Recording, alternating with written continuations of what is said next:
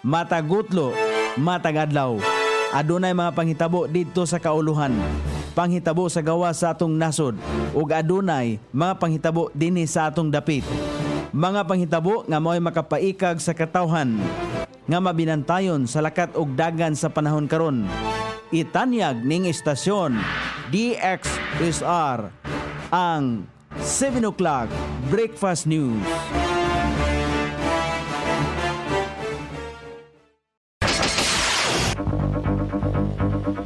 Ikala, kumusta? May buntag Iligan, may buntag Mindanao, may buntag Pilipinas. Adlaw Miyerkules, Petsa 24 ni buwan sa Setyembre ning tuiga 2025.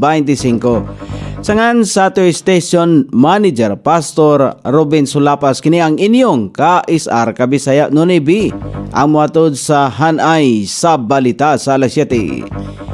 O karon sa uluhang tudling sa itong mga balita, ex-convict sikop sa pagpahigayon o drug bypass operation sa hinaplanon. Database sa citizen na registry sa Iligan, giplanuhan. DILG gidaig ang Iligan sa pagkahimong fully compliant sa full disclosure policy. Sa kauluhan, Senador Marcolita ug SOJ Remulla nagkabangi sa pagdungog sa Senado.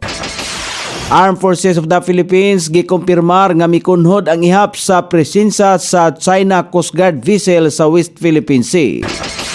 Lacson, Marcolita naglali sa pagbukas sa hearing sa Senate Blue Ribbon Committee. Balita sa gawas sa nasod, Pilipinas ug Cambodia magtambayayong alang sa pagpasirado sa scam hubs o pagpaundang sa trafficking. Balita sa kinabuhing Kristohanon, mga Kristohanon sa South Korea nabalaka human sa pagkabilanggo sa usa ka pastor. Kini ang uluhang tudling sa ato mga balita nga dalit kanato ning istasyon. DXSR 106.7 sa inyong FM dial.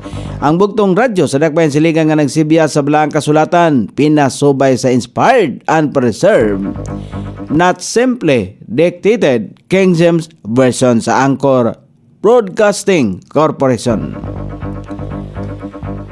O karon sa kompleto nga detalye, alas 10:40 sa nakalabayng gabi, gilusad ang operasyon sa kapulisan. Napalitan o ginadiling droga si alias Jeffrey, balor og 500 pesos sa joint drug bypass operation sa mga operatiba sa Police Station 1 o Philippine Drug Enforcement Agency dito sa Zone 8, Tambo, Barangay Hinaplanon, sakop ng Dakbayan, Siligan. Si Jeffrey, 36 anyos, residente sa Barangay del Carmen. Nakuha gikan kaniya ang laing 5 kapakiti sa gituang Cebu. Miangko ng suspek nga nadakpa na kanhi kaniadtong tuig 2019, gumikan gihapon sa pagkalambigit nini sa illegal nga droga. Gipahigayon ang unang public hearing alang sa proposed ordinance ni Konsehal Thomas Derek Xiao, Committee Chairperson sa Information and Communications Technology, nga nagtinguha sa pag-establisar sa Citizen Registry sa Iligan. Sumala pa ni Konsehal Xiao ang maong ordinansa gihimo aron na mapalapdan pa ang iyang unang gisugyot nga ordinansa nga maghimo og database alang sa senior citizens, persons with disabilities o solo parents. Atol sa hearing, daghang mga sugyot ang gipaabot aron mapalambo ang maong ordinansa. Si NAP Virgilio Incabo misugyot nga ilakip sa Citizen Registry ang status sa usa ka individual kung siya PWD o senior citizen. Giuyunan kini nila ni Engineer Navales, kon Edgar Navales, Oscar o Juliana Tiangco sa CGSO. Si Valbert Galorios, SWD, misugyot nga maghimo og technical working group nga gilangkoban sa City Planning Development, City Health Office o City Civil Registrar's Office aron mas mapadali ang pag-implementar sa maong ordinansa. Ang mga sugyot na dawat gilauman nga makatabang sa pagpalambo sa proposed Citizen Registry sa Iligan. Gidaig sa Department of the Interior and Local Government, DILG, Iligan City ang local government unit. Iligan sa pagkailan ini isip usa ka fully compliant local government units ubos sa full disclosure policy. Ang full disclosure policy sa DILG nagmando sa mga local government units sa pagpahibalo sa ilaang financial nga mga transaksyon sa publiko sama sa mga kita, gasto o mga proyekto aron mapalambo ang transparency o accountability. Ang mga LGU nga makatuman nini nga palisiya makadawat og mas taas nga pagsalig gikan sa publiko, mas maayo nga oportunidad sa pagpangayo og ayuda o pondo gikan sa national government o mas lig-on nga reputasyon sa maayong pagdumala. Kini nga pag-ila gikan sa Bureau of Local Government Supervision sa DILG og naglangkob sa upat ka sunod-sunod nga quarters gikan sa second hangtod sa fourth quarter sa tuig 2024 ug sa first quarter sa tuig 2025. Ang DILG miingon nga ang makanunayon nga dedikasyon sa Iligan sa pagsuporta sa transparency ug accountability angayan sa taas nga pagdaig. Kini nagpakita sa integridad ug dedikasyon sa usa ka gobyerno nga nagbutang sa pagsalig sa publiko sa sentro sa iyang serbisyo. O karon sa balita sa kauluhan, nagkabangi ang kasamtangang kalihim sa Department of Justice nga si Secretary Jesus Crispin Boying Remulla o Senador Rodante Marcolita sa nagpadayon nga pagdungog sa Senate Blue Ribbon Committee mahitungod sa maanumalyang flood control projects kung asa medyo adunay tensyon sa diskusyon sa duha ka bahin sa hiskutanan sa Witness Protection Program sa ahensya. Nagabinayloay og argumento ang nasong kalihim og senador tungod sa wala makatukma nga ilang baruganan kalabot sa requirements alang sa aplikasyon.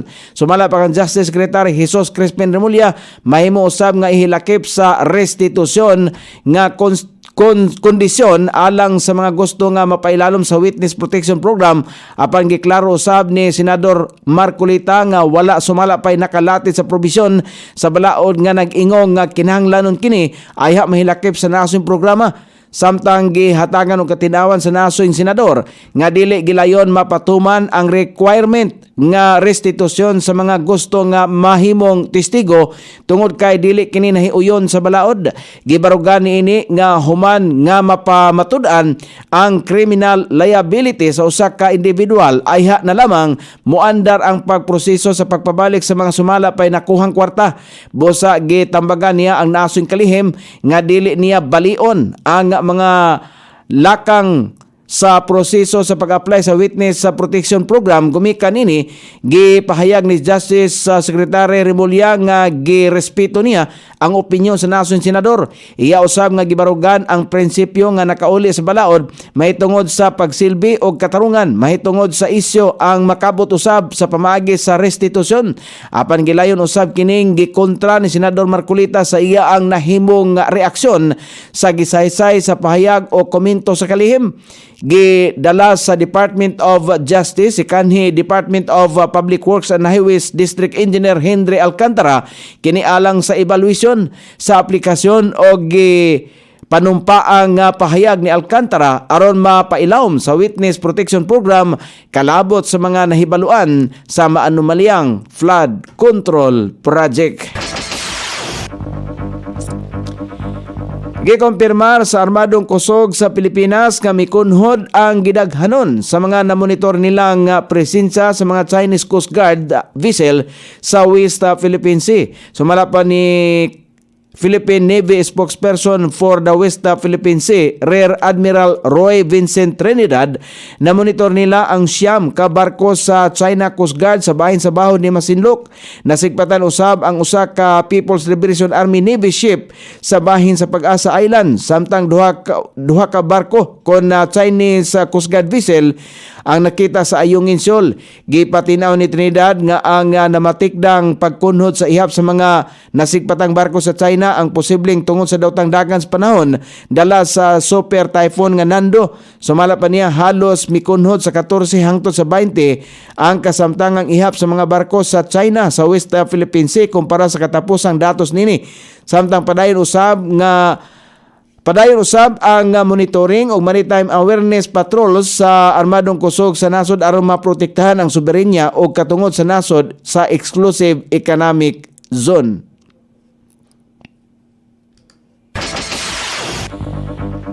Naglalis sila si Senador Panfilo Ping Lacson o Senador Rodante Marcolita sa sinugdanan pa lamang sa hearing sa Blue Ribbon Committee kagahapon sa buntag. Gipamugos ni Marcolita nga magpahayag sa iyaang prejudicial question batok sa chairman sa committee. Giyagyag ni Marcolita nga nagpa-interview si Lacson sa usa ka News TV channel og alang kang Marcolita. Gibutang niini sa alanganin ang ilang gilusad nga investigasyon sa Senado. Gikasuko ni Lacson ang pagkwestiyon ni Marcolita og namugos ang chairman sa opinion lang niya og gipangayo sa interview. Misangko sa jutay nga panagbangi sa duruha sa pipila ka minutos nga suspensyon sa sesyon. O karon sa balita sa gawa sa nasod, giuyunan sa nasod sa Pilipinhon kon nasod sa Pilipinas kauban ang nasod sa Cambodia nga magtambayayong ang duha ka nasod aron nga mapasirado ang mga scam hubs o mapaundang ang human trafficking. Ang nasod lakang makatabang aron nga mugamay hangtod nga mawala kon wala na mabiktima sa nga mga overseas sa Filipino workers diin. Mapadulong sila sa scam hubs nga padayong nagdako ang operasyon sa borders Cambodia ug Thailand ug sa Laos. Makatabang usab ang naasoy pagtambayayong aron nga mahibaluan kon pila ka mga overseas Filipino workers ang mga nabiktima nga hangtod karon wala pa nakagawa sa scam hubs. O karon sa balita sa kinabuhi Kristohanon, nabalaka ang ubang mga Kristohanon sa nasod sa South Korea human nga limitado ang kahibalo sa publiko mahitungod sa kondisyon sa usa ka pastor nga nabilanggo kaniadtong niaging duha ka semana. Tungod niini adunay mga Kristohanon o concern nga right-wing citizen nga nagkahiusa sa pag-ampo og pag-apil sa mga prayer service aron nga ipahibalo ang krimen nga gibuhat sa left-leaning party sa nasod. Sumala pa sa mga Kristohanon nga adunay mga left-leaning nga mga opisyalis karon sa nasod ang ni-target sa mga Kristohanon sa nasod ilabi na sa paghimo og kalit nga inspeksyon ngadto sa kabalayan sa mga pastor. O karon sa kahimtang sa dagan sa panahon, ang tropical storm nga Opong gimanaban ang anak ni mahimutang sa gilayong 825 kilometro sa silakang bahin sa northeastern Mindanao. Nagdala kini og gikuskon nga hangin nga 65 kilometros matag oras nga adunay pagkuso-kuso nini nga 80 kilometros matag oras. Nag-irog kini sa kasagpang bahin sa gikusgon nga 20 kilometros matag oras samtang ang hangin habagat og localized thunderstorm padayon makaapektar sa Luzon, Visayas ug dinhi sa Mindanao. Ang Zambales, Bataan, Occidental Mindoro, Metro Manila ubang bahin sa Luzon, Visayas ug dinhi sa Mindanao ang makasinati paghapon sa madag-umon nga kalangitan inubanan sa patak-patak ang mga pagulan karong adlaw. Kini epekto sa hangin habagat ug localized thunderstorm. Sukod sa temperatura dinhi sa dakbayan siligan ang kabugnaon ana sa 24 ug ang kainiton musangko sa 28 degrees sentigrado. Ang adlaw misilang kaganiha sa alas 5:45 ug musawop unya sa alas 5:51 sa sayong takna sa kagabihon. Inyong nabati ang kinatibuk-ang hanay sa balita sa alas 7 nga dalit kanato ning istasyon DXSR 106.7 sa inyong FM dial. Ang bugtong radyo sa dakbayan siligan nga nagsibya sa balaang kasulatan pinasubay sa inspired and preserved, not simply dictated King James Version sa Anchor Broadcasting Corporation. Sangan sa tigsuat sa atong balitang international ug sa kinabuhing Kristohanon Pitjan sa balita lokal Coney Island sa ato station manager Pastor Ruben Solapas. Kini ang inyong KSR Kabisaya Nonoy B. Magpasalamat ug moingon maayong buntag Iligan.